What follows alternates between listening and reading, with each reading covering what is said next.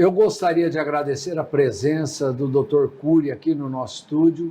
Ele gentilmente aceitou o convite e vai poder falar para vocês sobre uma patologia bastante recorrente, que é a artrite reumatoide. Muitas vezes nós não temos na nossa família alguém com essa doença, mas temos um vizinho, um amigo, alguma pessoa bem próxima. E fala-se em recorrência porque a quantidade de pessoas com essa doença é muito grande, né, Cury? Exatamente. Essa doença ela tem uma incidência muito alta, é uma doença importante e que leva a um sofrimento físico muito grande, emocional muito grande, ele atinge toda a família, mas é uma doença que, se tratada adequadamente, tem condições de ter uma vida saudável. Ô, Cury, o pessoal tem uma ideia e uma confusão generalizada aí de artrite reumatoide, reumatismo no sangue. Dá uma esclarecida para o pessoal.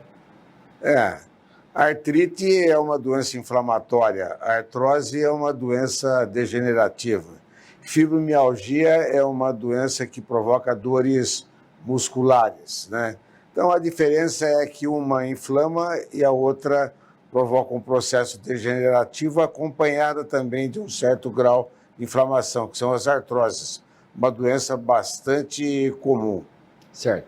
A artrite reumatoide, basicamente, ela tem, por definição, uma inflamação nas articulações. Quais são as principais articulações acometidas pela artrite? Exatamente. A artrite reumatoide, ela é uma enfermidade crônica de caráter irreversível que atinge o sistema músculo-esquelético principalmente e atinge todas as articulações do corpo humano e especialmente as mãos, as pequenas falanges das mãos, podendo atingir também joelhos, tornozelos, cotovelos, a coluna cervical e assim por diante.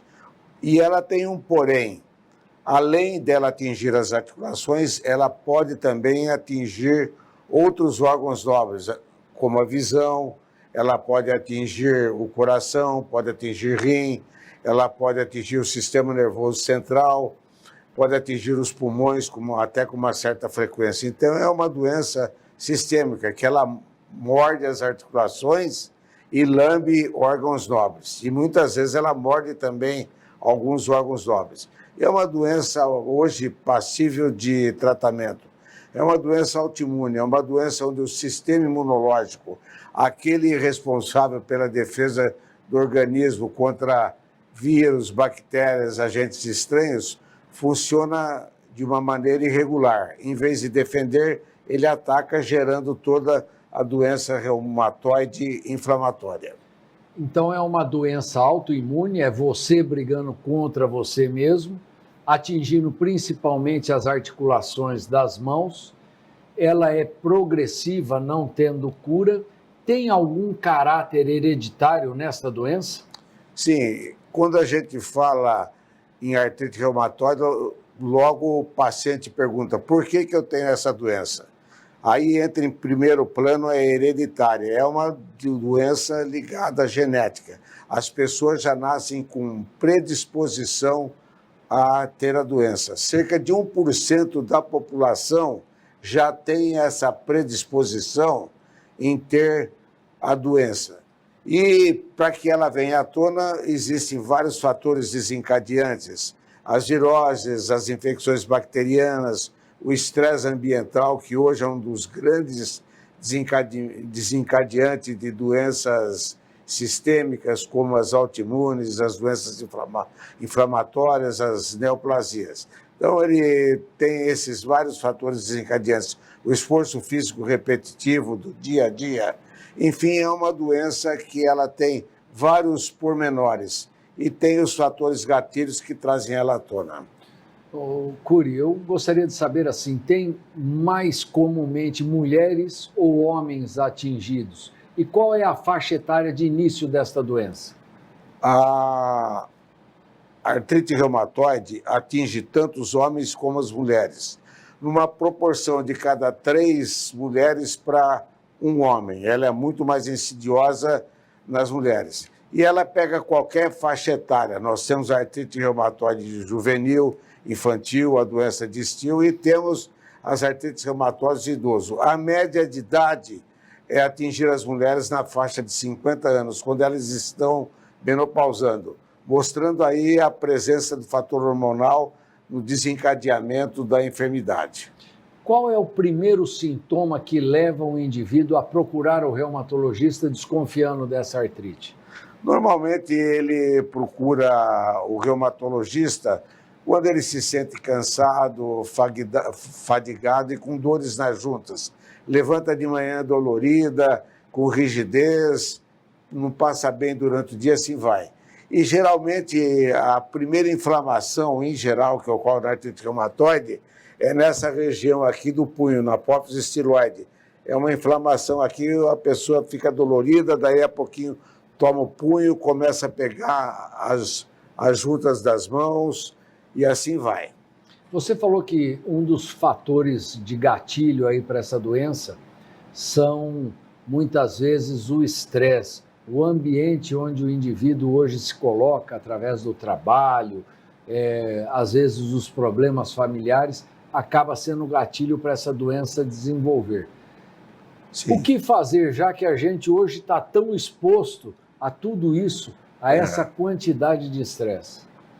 Uma das coisas mais difíceis no mundo de hoje é você manter o controle ambiental. O estresse ambiental, família, sociedade, financeiro, ambiente de trabalho, tudo isso aí interfere no dia a dia. E as pessoas hoje, elas vivem atropelando uma ansiedade incomum e que leva a pessoa a ter uma modificação nos chamados neurotransmissores, nos neurônios que eles liberam uma série de substâncias, serotonina, endorfina, nefrina, epinefrina e outros neurotransmissores que afetam o físico e desencadeiam e que mudam o sistema imunológico e fazem com que a doença venha à tona.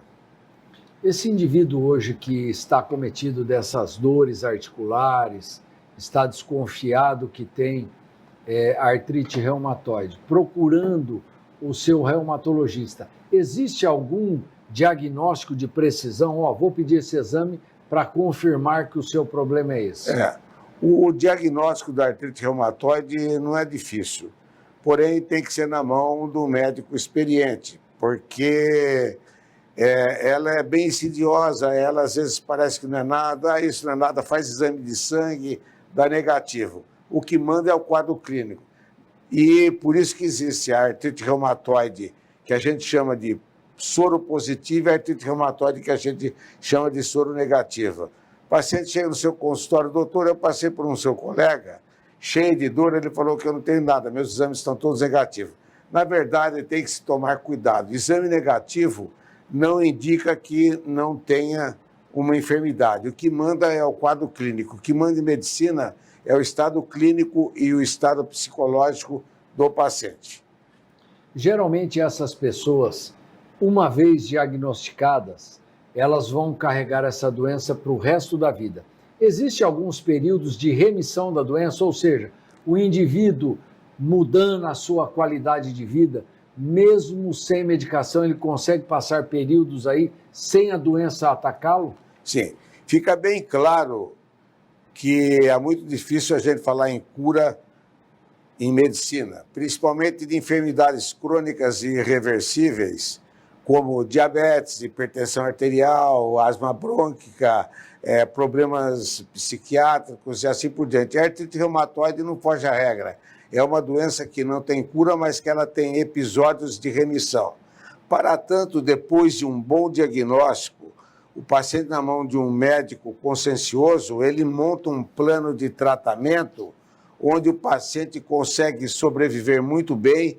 E hoje nós temos a artrite reumatoide antes de 2000 e a artrite reumatoide depois de 2000. Nós também tivemos a artrite reumatoide antes de 1950 e depois de 1950, quando surgiram os corticoides, lá atrás em 1950, que deu um boom de melhora nos pacientes, apesar de todos os seus efeitos negativos. E agora, em 2000, depois da chegada das drogas imunobiológicas, aquelas drogas que favorecem o funcionamento do sistema imunológico, são anticorpos que eles defendem o paciente da doença. Então, e existe também, surgiram aquelas drogas modificadoras da doença, que são aquelas que estimulam o sistema imunológico, são imunomoduladores, como a cloroquina, o metotrexate, leflunomida, a sulfasalazina e tantas outras. Mas a grande diferença de 2000 para cá é o diagnóstico precoce e o tratamento com as chamadas drogas imunológicas, que são vacinas obtidas em laboratório. Você injeta os anticorpos que produzem a doença, as substâncias que desencadeiam a doença, o animal reage, forma anticorpos que são humanizados e a gente passa a dar para a pessoa humana a medicação. E elas respondem maravilhosamente. São poucos pacientes que não respondem às drogas biológicas, porque existe uma síndrome muito pouco conhecida dos médicos, inclusive, que se chama síndrome autoinflamatória. É aquele paciente que vai no seu consultório, tem tudo de artrite reumatoide, tem tudo de uma doença inflamatória articular, você trata com todo cuidado, com todos os parâmetros que a gente elabora, com todo aquele protocolo, e o paciente não responde. São doenças autoinflamatórias e que a própria inflamação se perpetua e não tem resposta. São os casos mais difíceis que a gente tem em medicina. O paciente, doutor, não melhora, então aí você começa. Sai de um anti-inflamatório, muda para o outro, sai de um biológico, muda para o outro e não tem resposta. E aí, então, você tem que fazer um tratamento diferenciado que poucas faculdades fazem, poucos médicos têm conhecimento da realização desse tratamento. São as doenças autoinflamatórias, difíceis de serem tratadas. Ô Cury, você falou que junto com o seu paciente você faz um planejamento de tratamento. Como é isso? Você planeja só a parte medicamentosa ou planeja também todo o resto, alimentação, exercício? Como que é isso? Exatamente. Toda enfermidade crônica, tida como irreversível, mas que pode remitir, como aquelas que eu já disse, diabetes, hipertensão, asma brônquica, disritmia cerebral, problemas psiquiátricos, exige por parte do médico e do paciente e da família um compartilhamento. Em primeiro lugar, o médico tem que expor para o paciente toda a doença dele, qual é o prognóstico e qual é o tratamento. E no tratamento específico da artrite reumatoide, número 1, o paciente conhecer a doença. Número 2, estilo de vida. Nós começamos pelo estilo de vida, alimentação saudável, atividade física compatível e controle das emoções, apoio psicológico. E orientar o paciente que ele pode ter uma vida normal se ele aderir ao tratamento. O tratamento medicamentoso tem duas vertentes. Uma é o tratamento das causas da doença e o outro é o tratamento da dor e da inflamação. No tratamento de base da doença é onde entram as drogas imunobiológicas hoje, de altíssimo custo, que o governo tem que entrar com um processo junto ao SUS ou um processo junto ao plano de saúde para adquirir essa medicação devido ao seu alto custo. Aí nós temos o adalimumab, o golimumab, o etanercept, infliximab e todas essas drogas que são inibidores das enzimas que desencadeiam o processo inflamatório. E temos aquelas drogas de apoio, a hidroxicloroquina, tão comentada a hidroxicloroquina na época do Covid, ou outras drogas imunossupressoras, metotrexato, azatioprina, sulfasalazina, leflunomida e assim por diante.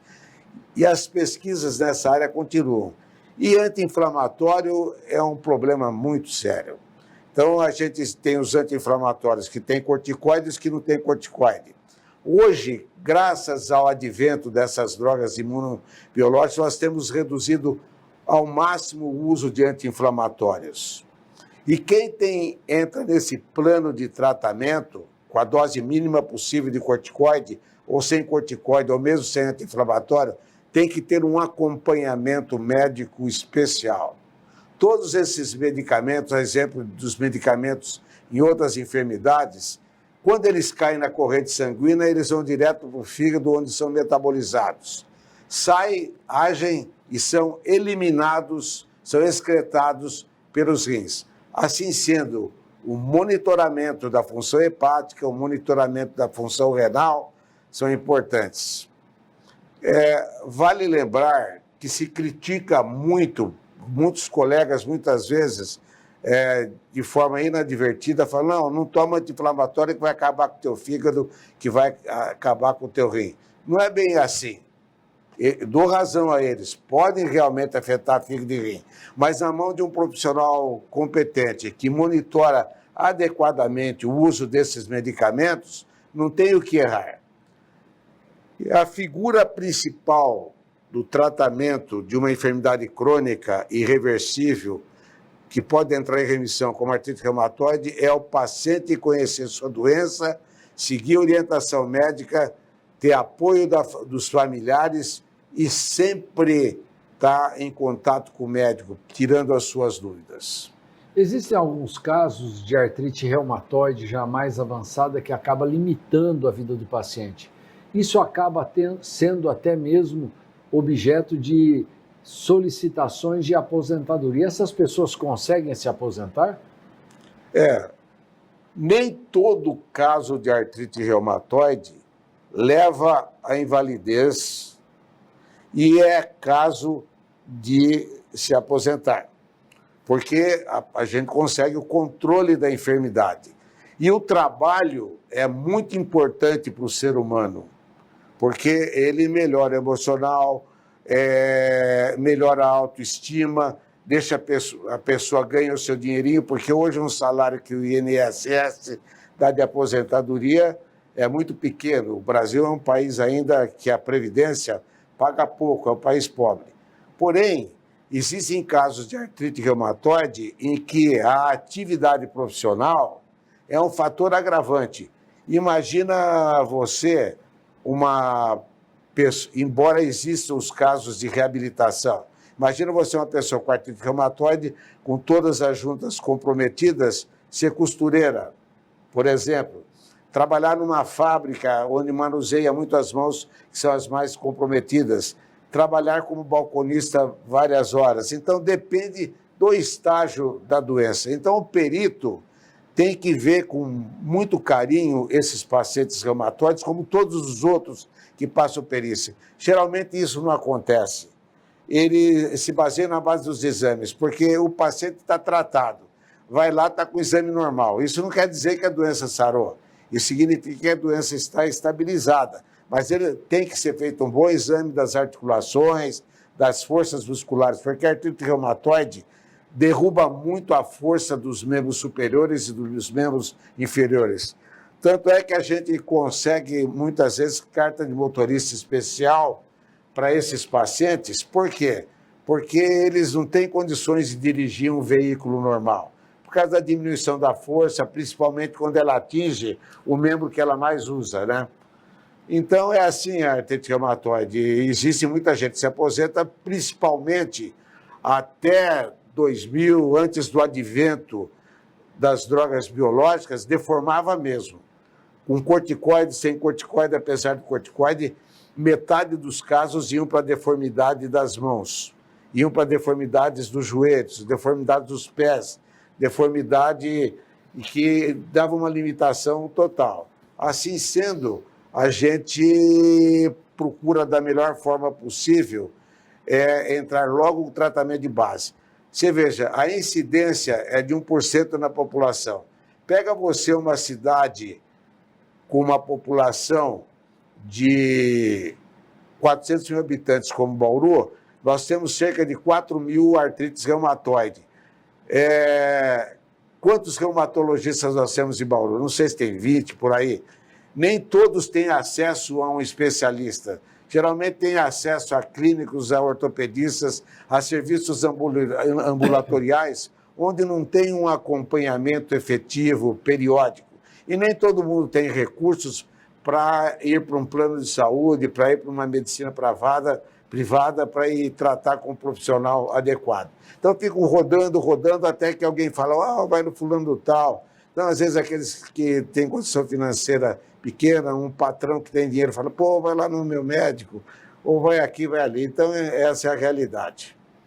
Então, você acredita que hoje um bom plano faz com que esta doença não avance a ponto de limitar os movimentos das mãos, principalmente, que são as articulações mais atingidas, e com o advento desse imunobiológico, esse tipo de tratamento, além de mais efetivo, evitou essas sequelas? Com certeza, hoje, a artrite reumatoide é uma doença que tem tratamento, a gente previne as deformidades. São raros os casos que, quando cai na mão de um bom profissional, quando o paciente ele entende o que está acontecendo e quando ele adere ao tratamento, é muito difícil ele não melhorar.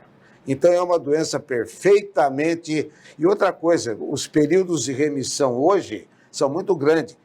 Com o advento dos biológicos, mais de 60% a 70% dos pacientes ficam sem corticoide.